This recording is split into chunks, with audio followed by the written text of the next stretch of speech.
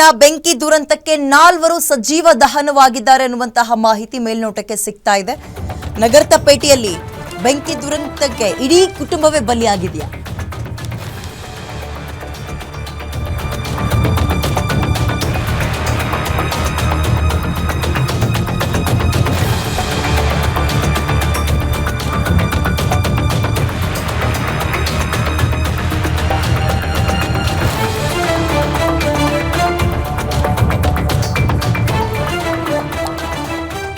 ನಗರತಪೇಟೆಯಲ್ಲಿನ ಬೆಂಕಿ ದುರಂತಕ್ಕೆ ಇಡೀ ಕುಟುಂಬವೇ ಬಲಿಯಾಗಿರುವಂತಹ ಶಂಕೆ ವ್ಯಕ್ತವಾಗ್ತದೆ. ಮೃತ ಮದನ್ ಎಡವಟ್ಟಿಗೆ ಕುಟುಂಬವೇ ಸರ್ವನಾಶವಾಯಿತಾ? ಕಟ್ಟಡದ 3ನೇ ಫ್ಲೋರ್ನಲ್ಲಿ ಮದನ್ ಸಿಂಗ್ ಕುಟುಂಬ ವಾಸವಿತ್ತು.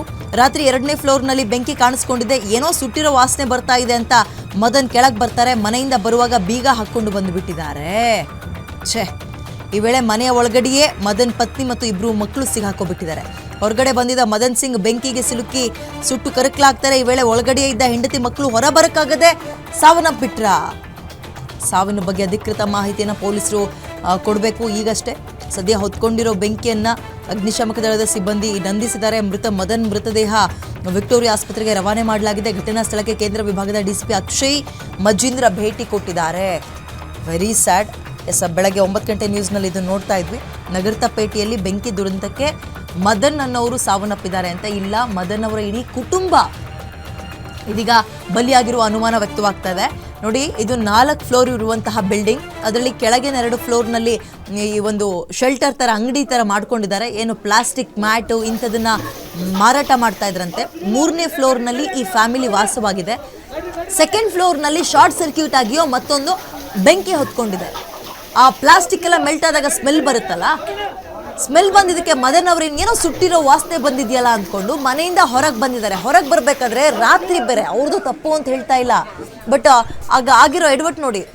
ಹೊರಗೆ ಬರಬೇಕಾದ್ರೆ ರಾತ್ರಿ ಹೊತ್ತು ಸುಮ್ಮನೆ ಯಾಕೆ ಅಂದ್ಕೊಂಡು ಲಾಕ್ ಮಾಡಿಬಿಟ್ಟಿದ್ದಾರೆ. ಲಾಕ್ ಮಾಡಿಕೊಂಡು 2ನೇ ಫ್ಲೋರಲ್ಲಿ ಏನು ಅಂತ ನೋಡೋ ಅಷ್ಟೊತ್ತಿಗೆ ಬೆಂಕಿ ವಿಪರೀತವಾಗಿ ಆವರಿಸ್ಕೊಂಡಿದೆ. ಬೆಂಕಿಯ ಕೆನ್ನಾಲಿಗೆಗೆ ಸುಟ್ಟು ಬೆಂದು ಕರಕಲಾಗಿ ಹೋಗಿದ್ದಾರೆ ಮದನ್.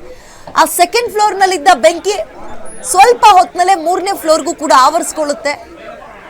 ಇದರಿಂದ ಎದ್ದು ಹೊರಗಡೆ ಓಡಿ ಬರೋಣ ಅಂತ ಮದನ್ ಅವರ ಮಕ್ಕಳು ಮತ್ತು ಹೆಂಡತಿ ಪ್ರಯತ್ನ ಪಟ್ಟರೆ ಮದನ್ ಅವರು ಮಾಡಿದ್ದು ಎಡವಟ್ಟು ಏನು, ಲಾಕ್ ಮಾಡ್ಕೊ ಬಂದ್ಬಿಟ್ಟಿದ್ದಾರೆ.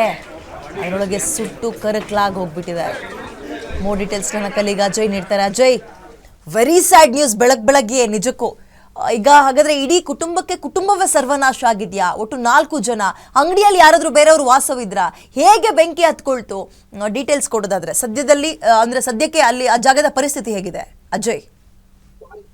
ಖಂಡಿತವಾಗ್ಲೂ ವಿದ್ಯಾ, ಏನೋ ಇವತ್ತು ಅಂದ್ರೆ ಬೆಳಗ್ಗಿನ ಜಾವ 3 ಗಂಟೆ ಅಷ್ಟೊತ್ತಿಗೆ ಮದನ್ ಕುಮಾರ್ ಏನಿದ್ದಾರೆ ಅವ್ರು ಮಾಡಿದಂತ ಒಂದು ಎಡವಟ್ಟು ಅಂದ್ರೆ ಮನೆಯ ಬಾಗ್ಲನ್ನ ಅವರು ಲಾಕ್ ಮಾಡಿರುವಂತದ್ದು. ಅಂದ್ರೆ ಅವರು ಆಚೆ ಬರ್ತಾರೆ, ಆಚೆ ಬಂದು ಏನೋ ಸುಟ್ಟು ವಾಸನೆ ಬರ್ತಿದೆ ಅಂತ ಹೇಳಿ 2ನೇ ಫ್ಲೋರಿಗೆ ಹೋಗ್ತಾರೆ. ಹೋಗುವಂತ ಸಂದರ್ಭದಲ್ಲಿ ಮನೆಯನ್ನ ಲಾಕ್ ಮಾಡ್ತಾರೆ. ಅಲ್ಲೇ ಆಗಿದ್ದಂತ ಎಡವಟ್ಟಿನಿಂದ ಈಗ ಸಂಪೂರ್ಣ ಕುಟುಂಬವೇ ಇಲ್ಲಿ ಬೆಂಕಿಗೆ ಆಹುತಿ ಆಗಿದೆಯಾ ಅನ್ನೋ ಒಂದು ಅನುಮಾನ ವ್ಯಕ್ತ ಆಗ್ತಿರುವಂತದ್ದು. ನಾನು ಕೂಡ ಈಗ ಅದೇ ಒಂದು ಸ್ಥಳದಲ್ಲಿ ಕೂಡ ಇರುವಂತದ್ದು. ಈಗಾಗ್ಲೇ ನೀವು ಕೂಡ ದೃಶ್ಯದಲ್ಲಿ ಸಹ ನೋಡ್ತಾ ಇರ್ಬೋದು.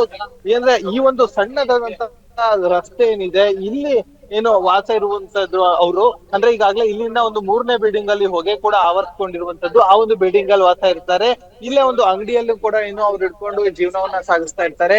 ಅಂದ್ರೆ ನಿನ್ನೆ ಮುಂಜಾನೆ ಒಂದು 3 ಗಂಟೆ ಅಷ್ಟೊತ್ತಿಗೆ 2ನೇ ಫ್ಲೋರ್ ಅಲ್ಲಿ ಇದ್ದಂತ ಅಂಗಡಿಯಲ್ಲಿ ಒಂದ್ ರೀತಿಯಾಗಿ ಸುಟ್ಟು ವಾಸನೆ ಬರುತ್ತೆ. ಆಗ ನಾನು ನೋಡ್ಕೊಂಡ್ ಬರ್ತೀನಿ ಅಂತ ಹೇಳಿ ಎದ್ದಂತಹ ಮದನ್ ಏನಿದ್ದಾರೆ ಒಳಗಿಂದ ಬಂದು ಅಂದ್ರೆ ಹೊರಗಡೆ ಬಂದಂತ ಸಂದರ್ಭದಲ್ಲಿ ಇನ್ನು ಲಾಕ್ ಮಾಡಿ ಆನಂತರ 2nd ಫ್ಲೋರಿಗೆ ಬರ್ತಾರೆ. 2nd ಫ್ಲೋರ್ಗೆ ಬರ್ತಿದ್ದಂತೆ ದಟ್ಟ ಹೊಗೆ ಆವರ್ಸ್ಕೊಂಡಿರುತ್ತೆ.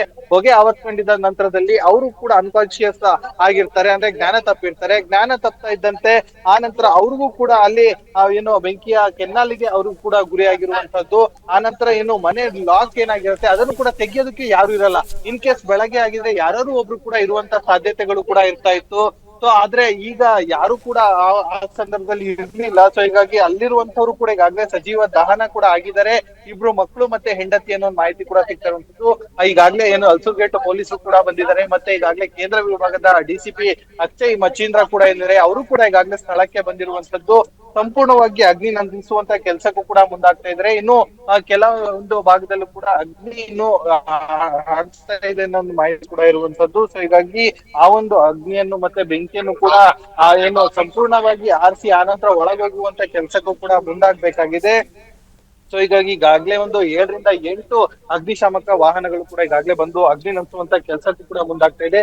ಸಾಕಷ್ಟು ಜನ ಪೊಲೀಸರಾಗಿರ್ಬೋದು ಮತ್ತೆ ಅಗ್ನಿಶಾಮಕ ಸಿಬ್ಬಂದಿಗಳಾಗಿರ್ಬೋದು ಎಲ್ಲರೂ ಕೂಡ ಇಲ್ಲದಿಂದಲೂ ಕೂಡ ಕಾರ್ಯಾಚರಣೆಯನ್ನು ಕೂಡ ಕೈಗೊಂಡಿರುವಂತದ್ದು. ಇದರಲ್ಲಿ ದೃಶ್ಯದಲ್ಲಿ ಸಂಪೂರ್ಣವಾಗಿ ಒಂದು 4-5 ಪೈಪ್ ಅನ್ನು ಕೂಡ ಈಗಾಗಲೇ ನೀರನ್ನ ಏನು ತಗೊಂಡೋದಕ್ಕೂ ಕೂಡ ಬಳಸ್ತಾ ಇರುವಂತದ್ದು.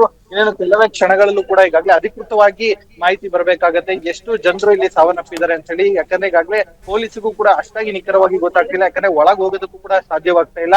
ಸಂಪೂರ್ಣವಾಗಿ ಈಗಾಗಲೇ ಹೊಗೆ ಏನು ದಟ್ಟವಾಗಿ ತುಂಬಿಕೊಂಡಿರುವಂತದ್ದು. ಸೊ ಹೀಗಾಗಿ ಇನ್ನೇನು ಕೆಲವೇ ಕ್ಷಣಗಳಲ್ಲೂ ಕೂಡ ಈ ಒಂದು ಯಾರ್ಯಾರು ಒಳಗಡೆ ಇದ್ರು ಮತ್ತೆ ಯಾವ ರೀತಿಯಾಗಿ ಆಗಿದೆ ಅನ್ನೋದ್ರ ಬಗ್ಗೆ ಕೂಡ ಸಂಪೂರ್ಣವಾದಂತಹ ಮಾಹಿತಿ ಕೂಡ ಪೊಲೀಸರಿಗೆ ಅಜಯ್ ಈ ಸಂದರ್ಭದಲ್ಲಿ ಅಕ್ಕಪಕ್ಕದ ಮನೆಗೂ ಅಥವಾ ಅಕ್ಕಪಕ್ಕದ ಅಂಗಡಿಗೂ ಕೂಡ ಡ್ಯಾಮೇಜ್ ಆಗಿದೆಯಾ ಅಜಯ್? ಖಂಡಿತವಾಗ್ಲೂ ಇಲ್ಲಿ ಅಕ್ಕಪಕ್ಕದಲ್ಲಿದ್ದಂತಹ ಕೆಲವೊಂದು ಮಳಿಗೆಗಳೇನಿತ್ತು ಅಲ್ಲಿಗೂ ಕೂಡ ಏನೋ ಬೆಂಕಿ ಆವರಿಸಿಕೊಂಡಿರುವಂತದ್ದು. ಅವರೆಲ್ಲರೂ ಕೂಡ ರಾತ್ರಿ ಗೊತ್ತಾಗ್ತಾ ಇದ್ದಂತೆಗೆ ಹೊರಗಡೆ ಬಂದಿದ್ದಾರೆ. ತಕ್ಷಣ ಪೊಲೀಸರಿಗಾಗಿರ್ಬೋದು ಮತ್ತೆ ಅಗ್ನಿಶಾಮಕ ಸಿಬ್ಬಂದಿಗಳು ಕೂಡ ಮಾಹಿತಿಯನ್ನ ಕೂಡ ಕೊಟ್ಟಿದ್ದಾರೆ. ಆದ್ರೆ ಅವ್ರು ಯಾರು ಕೂಡ ರಕ್ಷಣೆ ಮಾಡೋದಕ್ಕೆ ಆಗಿಲ್ಲ, ಯಾಕಂದ್ರೆ ಅಷ್ಟು ದಟ್ಟವಾದಂತಹ ಒಂದು ಬೆಂಕಿ ಕಾಣಿಸ್ಕೊಂಡಿರುವಂತದ್ದು. ಇನ್ನು ಪೊಲೀಸರು ಕೂಡ ಈಗಾಗಲೇ ಪ್ರಾಥಮಿಕ ಮಾಹಿತಿ ಕೊಡುವಂತ ಸಂದರ್ಭದಲ್ಲಿ ಕೂಡ ಹೇಳಿದ್ರು ಯಾರು ಕೂಡ ಹತ್ರಕ್ಕೆ ಹೋಗೋದಕ್ಕೆ ಆಗೋದಿಲ್ಲ, ಅಷ್ಟು ದೊಡ್ಡ ಮಟ್ಟದಲ್ಲಿ ಕೂಡ ಬೆಂಕಿ ಕಾಣಿಸ್ಕೊಂಡಿತ್ತು. ಸೊ ಹೀಗಾಗಿ ಅಲ್ಲಿ ಯಾರು ಕೂಡ ರಕ್ಷಣೆ ಮಾಡೋದಕ್ಕೆ ಹೋದಂತವ್ರೆ ಸಿಗಾಕೊಳ್ತಾ ಇದ್ರು. ಸೊ ಹೀಗಾಗಿ ಯಾರು ಕೂಡ ಅಲ್ಲಿ ಹೋಗುವಂತ ಕೆಲ್ಸಕ್ಕೂ ಆಗ್ತಾ ಇರ್ಲಿಲ್ಲ, ಯಾಕಂದ್ರೆ ಅದೊಂದು ರೀತಿ ಸಾಹಸ ಅಂತಾನೆ ಹೇಳ್ಬೋದು. ಯಾಕಂದ್ರೆ ಈಗ ಏನಾದ್ರು ಡೋರ್ ಅನ್ನು ಓಪನ್ ಮಾಡೋದಕ್ಕೆ ಹೋಗೋದಕ್ಕಿಂತ ಮುಂಚೆನೆ ಸಾಕಷ್ಟು ದೊಡ್ಡ ಮಟ್ಟದಲ್ಲಿ ಬೆಂಕಿ ಕಾಣಿಸ್ಕೊಂಡಿತ್ತು. ಹೀಗಾಗಿ ಯಾರು ಕೂಡ ಹೋಗಿಲ್ಲ ಅನ್ನೋ ಮಾಹಿತಿ ಕೂಡ ಇರುವಂತದ್ದು. ಬೆಂಕಿ ಕಾಣಿಸ್ಕೊಂಡಿದ್ರಿಂದಾಗಿ ಪಕ್ಕದಲ್ಲಿ ಇದ್ದಂತ ಕೆಲವೊಂದು ಬಿಲ್ಡಿಂಗಿಗೂ ಕೂಡ ಈಗಾಗ್ಲೇ ಏನು ಸಂಪೂರ್ಣವಾಗಿ ಹೊಗೆ ಆವರಿಸ್ಕೊಂಡಿದೆ. ಮತ್ತೆ ಕೆಲವೊಂದು ಗೋಡೆಗಳು ಕೂಡ ಈಗಾಗ್ಲೇ ಈಗ ಏನೋ ಬಿರುಕು ಕೂಡ ಬಿಡ್ಕೊಂಡಿರುವಂತದ್ದು. ಇದರ ಜೊತೆಗೆ ಇನ್ನು ಬೆಂಕಿ ಕೂಡ ಆಗಿರೋದ್ರಿಂದ ಕೆಲವೊಂದು ಪ್ಲಾಸ್ಟಿಕ್ ಐಟಮ್ಗಳು ಏನು ಪಕ್ಕದ ಮನೇಲಿ ಇದ್ದಂತಹ ಕೆಲವೊಂದು ಪ್ಲಾಸ್ಟಿಕ್ ಆಗಿರ್ಬೋದು, ಜೊತೆಗೆ ಅಲ್ಲಿದ್ದಂತಹ ಕಬ್ಬಣದ ಏನೋ ಕಿಟಕಿಗಳಾಗಿರ್ಬೋದು ಮತ್ತೆ ಅಲ್ಲಿದ್ದಂತ ಕೆಲವೊಂದು ವಸ್ತುಗಳಾಗಿರ್ಬೋದು ಅವು ಕೂಡ ಡ್ಯಾಮೇಜ್ ಆಗಿದೆ ಅಂತ ಹೇಳಿ ಈಗಾಗಲೇ ಗೊತ್ತಾಗ್ತಾ ಇರುವಂತದ್ದು. ಸೊ ಹೀಗಾಗಿ ಆ ಒಂದು ವಿಚಾರವಾಗಿ ಕೂಡ ಈಗಾಗಲೇ ಪೊಲೀಸರು ತನಿಖೆ ಕೂಡ ಮಾಡ್ತಾ ಇದ್ದಾರೆ. ಅಗ್ನಿಶಾಮಕ ಸಿಬ್ಬಂದಿಗಳು ಕೂಡ ಈಗಾಗಲೇ ಸಂಪೂರ್ಣವಾದಂತಹ ಮಾಹಿತಿಯನ್ನ ಕಲೆ ಹಾಕ್ತಾ ಇದ್ದಾರೆ. ಇನ್ನು ಒಳಗಡೆ ಯಾರ್ಯಾರು ಇದ್ರೆ ಅನ್ನೋದ್ರ ಬಗ್ಗೆ ಕೂಡ ಮಾಹಿತಿಯನ್ನು ಕೂಡ ಕಲೆ ಹಾಕ್ತಾ ಇದ್ದಾರೆ. ಸದ್ಯಕ್ಕೆ ಬಂದಿರುವಂತದ್ದು ಮದನ್ ಪತ್ನಿ ಮತ್ತೆ 2 ಮಕ್ಕಳು ಇದ್ರು ಅನ್ನೋ ಮಾಹಿತಿ ಕೂಡ ಇರುವಂತದ್ದು. ಸೊ ಹೀಗಾಗಿ ಇನ್ನೇನು ಕೆಲವೇ ಕ್ಷಣಗಳಲ್ಲೂ ಕೂಡ ಅಧಿಕೃತವಾದಂತಹ ಮಾಹಿತಿ ಬಂದು ಎಷ್ಟು ಜನ ಸಾವನ್ನಪ್ಪಿದ್ದಾರೆ ಅನ್ನೋ ಮಾಹಿತಿ ಕೂಡ ಹೊರ ಬರ್ಬೇಕಾಗಿದೆ ಅಂತ ಹೇಳ್ಬೋದು ವಿದ್ಯಾ. ಒಂದ್ ಕಡೆ ಪ್ಲಾಸ್ಟಿಕ್ ಇನ್ ಮಟೀರಿಯಲ್ ಏನೋ ಇಟ್ಟಿದ್ರು ಅಂತ ಕೇಳಿದ್ವಿ, ಇನ್ನೊಂದು ಅಂಗಡಿಯಲ್ಲಿ ಏನ್ ಇಟ್ಟಿದ್ರು, ಆಮೇಲೆ ಬೆಂಕಿ ಈ ಪ್ರಮಾಣದಲ್ಲಿ ಹೆಚ್ಚಾಗೋದಕ್ಕೆ ಸಪೋರ್ಟ್ ಮಾಡಿರೋ ಅಂಶಗಳು ಏನು ಅಂತ ಪೊಲೀಸರು ಅನುಮಾನವನ್ನು ವ್ಯಕ್ತಪಡಿಸ್ತಾ ಇದ್ದಾರೆ ಅಥವಾ ಅಕ್ಕಪಕ್ಕದವರು ವ್ಯಕ್ತಪಡಿಸ್ತಾ ಇದ್ದಾರೆ ಅಜಯ್? ಖಂಡಿತವಾಗ್ಲು ಅಂದ್ರೆ ಇಲ್ಲಿ ಪ್ಲಾಸ್ಟಿಕ್ ಏನೋ ಮ್ಯಾಟ್ ಏನಿರುತ್ತೆ ಅದನ್ನ ಇಟ್ಟಿದ್ರು ಅನ್ನೋ ಮಾಹಿತಿ ಕೂಡ ಇರುವಂತದ್ದು. ಈಗಾಗ್ಲೇ ನೋಡ್ತಾ ಇರ್ಬೋದು ಪ್ಲಾಸ್ಟಿಕ್ ಮ್ಯಾಟ್ ಇಟ್ಟಿದ್ದಂತಹ ಅಂಗಡಿಯಲ್ಲಿ ಈಗ ಸಾಕಷ್ಟು ದೊಡ್ಡ ಮಟ್ಟದಲ್ಲಿ ಪ್ಲಾಸ್ಟಿಕ್ ಅನ್ನ ಇಲ್ಲಿ ಲೋಡ್ ಮಾಡಿದ್ರು ಅಂತ ಹೇಳಿ ಗೊತ್ತಾಗ್ತಿರುವಂತದ್ದು. ಆ ಒಂದು ಕಾರಣದಿಂದ ದೊಡ್ಡ ಮಟ್ಟದಲ್ಲಿ ಪ್ಲಾಸ್ಟಿಕ್ ಇತ್ತು ಅನ್ನೋದ್ರ ಬಗ್ಗೆ ಈಗಾಗಲೇ ಸಂಪೂರ್ಣವಾಗಿ ಮಾಹಿತಿಯನ್ನು ಕೂಡ ಕಲೆ ಹಾಕ್ತಾ ಇದ್ದಾರೆ. ಸೊ ಹೀಗಾಗಿ ಆ ಒಂದು ವಿಚಾರವನ್ನು ಕೂಡ ಇಟ್ಕೊಂಡು ಪೊಲೀಸರು ತನಿಖೆಯನ್ನ ಮಾಡ್ತಿದ್ರೆ ಎಷ್ಟು ಟನ್ ಇಲ್ಲಿ ಪ್ಲಾಸ್ಟಿಕ್ ಇತ್ತು ಮತ್ತೆ ಎಷ್ಟು ಯೂಸ್ ಮಾಡ್ತಾ ಇದ್ರು, ಅಧಿಕೃತವಾಗಿತ್ತಾ ಅಥವಾ ಇಲ್ಲಿಗಲ್ ಆಗಿತ್ತಾ ಅನ್ನೋದ್ರ ಬಗ್ಗೆ ಕೂಡ ಈಗಾಗಲೇ ಮಾಹಿತಿಯನ್ನ ಕೂಡ ಕಲೆ ಹಾಕ್ತಾ ಇರುವಂತದ್ದು. ಸದ್ಯ ಸಾಕಷ್ಟು ವಿಚಾರಗಳು ಕೂಡ ಇನ್ನು ಹೊರ ಬರ್ಬೇಕಾಗಿದೆ. ಅಧಿಕೃತವಾಗಿ ಇನ್ನೇನು ಪೊಲೀಸರಿಗೆ ಮಾಹಿತಿ ಬರ್ಬೇಕಾಗಿದೆ. ಓಕೆ, ಧನ್ಯವಾದ ಸದ್ಯಕ್ಕೆ ಅಜಯ್.